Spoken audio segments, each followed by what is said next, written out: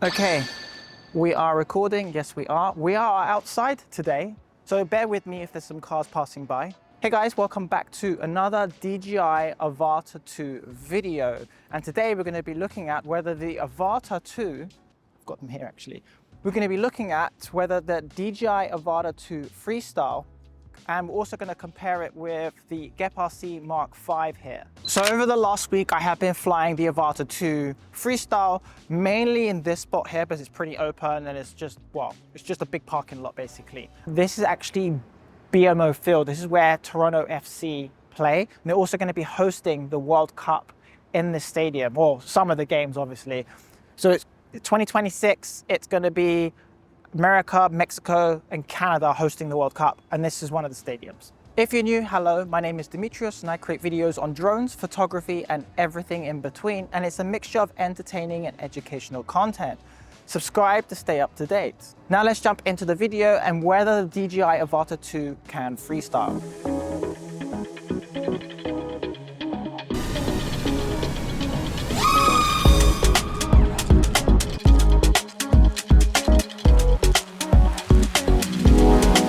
So before I show you the footage from both the Avata 2 and the GEPRC Mark5, I just want to let you know that the links to these products will be in the description box down below. These are affiliate links, so if you do decide to purchase something, I get a small commission from it, and that just helps the YouTube channel grow in order for me to make more videos for you guys. Now let's jump into the Avata 2, and I'm just going to overlay B-roll for this while I read off my notes on my phone here. Now, one of the first things I noticed when I started flying freestyle with the DJI Avata 2 is that it does feel jittery in the goggles. It doesn't feel as smooth as the GEPRC Mark5 or as previous quads I've flown. And it wasn't even that windy. 10 kilometers is nothing. It should be able to handle that. That being said, in other locations that I've flown at, it has been fine, but I have noticed on some occasions, if there is a slight wind, it's not going to be as smooth in the air. Now, I don't know if this is due to the size of the quad. Are the ducts getting in the way of having a smoother flight? Are the propellers an issue? Because I do think the propellers are very small for the size of this quad, but they are high pitched in order for it to have more movement to push more air through. Also the fact that even though it is 350 grams or thereabouts, it is still a lightweight quad, so it will get thrown about a bit in the wind. Now, as I started flying the Avata 2 Freestyle, this was post the firmware update. Now, I didn't have any issues before, but since the firmware update, when I was flying and I was towards the end of my flight, I did notice that the drone was snapping and pulling to the right, and I was pressing pause to save it to bring the drone back to normal. However, on the second occasion, when it happened to me and just snapped to the right randomly, I wasn't able to save it. Luckily, the drone was only around 20 feet. So the only real damage was the feet of the drone and some plastic components that just need to be popped back in. Now, when I did set off again, I did just stay around me just to see if it will fly normally again, and it did. The only thing I did notice when starting up the motors was that there was a slight change in noise, but nothing that the drone couldn't handle, and it's been flying fine ever since. That just begs the question, is how durable is this drone before it actually breaks and you have to send it to DJI? So from the footage that you have seen so far, this is all from RockSteay. It looks super smooth, as if the flight was amazing. However, in the goggles, it's not like that at all. And that's why I think RockSteay is so underrated, and it's making the drone look a lot better than it actually is when you're flying it. I also want to point out that the O4 air unit that's inside the Avata 2, I think is unbelievable. Now, I also want to mention how much more confidence I have in the O4 air unit. It's been so reliable. I haven't had any issues with it so far. It's also the same it's just so much noise right now. So the O4 air unit is the same transmission system that's in the Mini 4 Pro and the Air 3. And I haven't had any issues on the Air 3 since I've been flying it. So having a lot more confidence in the O4 air unit and having a reliable connection to the drone is actually very reassuring. Now, when it does come to actually freestyling and pushing the drone further, I do notice some jello when trying to do a flip. Some prop wash is getting in the way. I have noticed it, so you have to kind of fly around it. Also, when performing acrobatic maneuvers within freestyle, you have to anticipate the moves a lot earlier and pull out a lot earlier. Props are small for the size of the quad, considering other quads have larger sizes. So I do think this hinders the drone a little bit. And this leads on to my next point about the battery. Yes, Lithium ion is great because you can go further. You don't have any issues with having to store the battery or leaving the battery on charge by accident. Everything's taken care of you. It's really super easy and super user-friendly, especially for beginners, compared to lipos. The downside with having lithium ion is it doesn't have the same punch as lithium polymer. So when you're trying to perform these freestyle maneuvers, if you want to pull out early from a maneuver, you can't because there's just no power, it just lacks it. You can feel that when you're flying acro with the Avata 2. So that's why I say you have to anticipate the move a lot earlier, maybe not be able to go all the way to the ground, because if you leave it too late, it's gonna crash and it's gonna smash, and then you have to send it to DJI. And if you don't have care refresh, it's gonna cost you a lot of money to replace. One more point on the Avata 2 is the camera unit. I don't know about you, but I think the quality is absolutely outstanding. I have got some reels as well and shorts coming out soon, and I'm cropping these in vertical mode, and the quality is still absolutely fantastic. It's a really clear image. I want to test this at night. However, and combined with RockSteay, the 04 camera is absolutely amazing. I love the picture. Even recording in D-Log-M, which has the most dynamic range, it's just fantastic. By the way, all the footage that you're seeing is color graded with the LUTs I have. I have a small starter LUT pack, and the links for that is in the description box down below.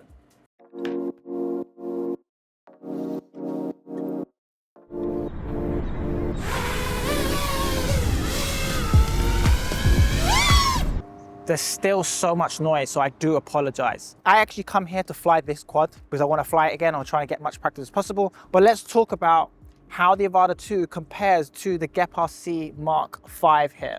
And this is a purpose-built quad. It's an X-frame. That means it's going to have full acrobatic ability in all axes. So pitch, roll, yaw, because it's evenly balanced. Hence why you see props in frame. And because it's been purposely built for freestyle, I have a lot more confidence in the ability that the way it can fly. Now, this does feel a lot different to the Avata 2, so I have to adjust the way I fly. And I am not a freestyle pilot by any means. I'm no pro. However, I am trying to fly to get better, but I can definitely tell the difference in the Avata 2 and the GEPRC Mark5, the way it flies. I want to move on to the point that I made earlier with the Avata 2 regarding the batteries. The GEPRC Mark5 here uses LiPo batteries, not lithium ion. That means there's going to be a lot more punch with this drone. So when you are doing a punch out, you're literally flying. Whereas the Avata 2, when you do a punch out, it's a bit slow. It's a bit like a bus pulling out of its stop. Whereas this thing's going. That being said, because you're using lipopolymer batteries for this type of quad, you're able to get out of sticky situations a lot quicker. You can pull out a lot later as well when you're free falling. If you did pull out a little late, or you ended up freestyling or do some acrobatic maneuver and you do hit something, this quad is carbon fiber. The only thing that's really gonna break is probably the props first. And then again, if it does break, you can repair it. Now, I haven't got to that stage yet of repairing a drone. I haven't had a severe accident. If anything, I've actually lost 2 full quads. Now, I want to talk about the connection here.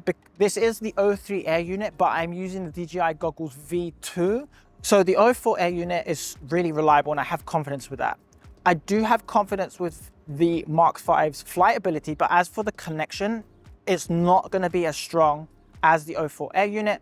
I think the limitation is to do with the V2 goggles, personally, but this is also a freestyle quad. This isn't a long-range quad. I wouldn't be going far with this quad and then losing connection because it doesn't have return to home, unlike the Avata 2, which it has those safety features where if something did go wrong, at least it will pause flight and come back to the altitude that you set previously and return to home. This quad, if you lose connection, the only other hope you have is if your radio still has connection to the quad, you can do a punch out and then hopefully regain signal from video, as you're more likely to lose video first. That being said, there are non-DJI drones that have GPS units in them now. So if you do lose connection to that quad, they are able to connect to satellites and return to home. Did someone just launch a firework during the day?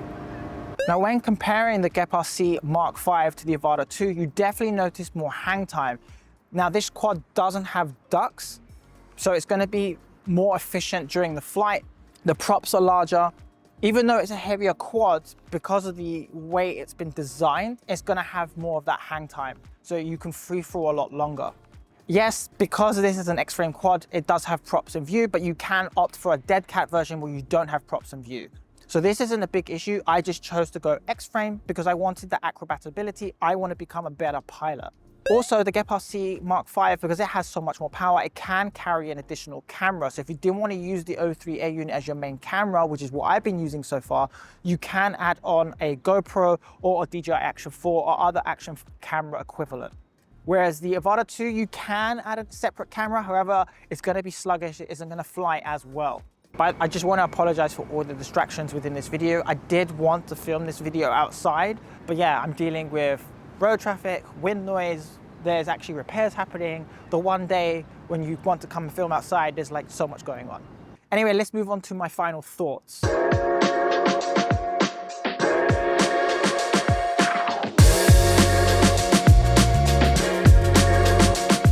So can the DJI Avata 2 fly freestyle? I'm gonna say yes to an extent. However, one, I'm not a hardcore freestyle pilot. However, if I was, I know that I'm going to be opting for a tool that specifically does freestyle. So I would opt for a freestyle quad like the GEPRC Mark5. Think about it. You know when you were playing FIFA with your friends and you're selecting teams and it has that little spider diagram? And then when you're selecting each team, it changes like how much attack, how much defense, technical ability. And obviously the better the team, the larger the diagram was. Whereas the worse the team is more in the middle. I feel because the Avata 2 is such a hybrid drone, it's more in the middle. It does pretty much everything, it just doesn't excel at everything.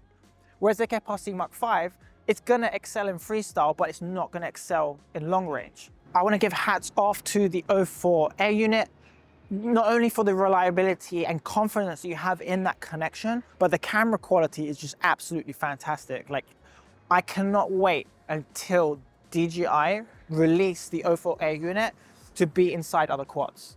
Like when that happens, other quads will be superior.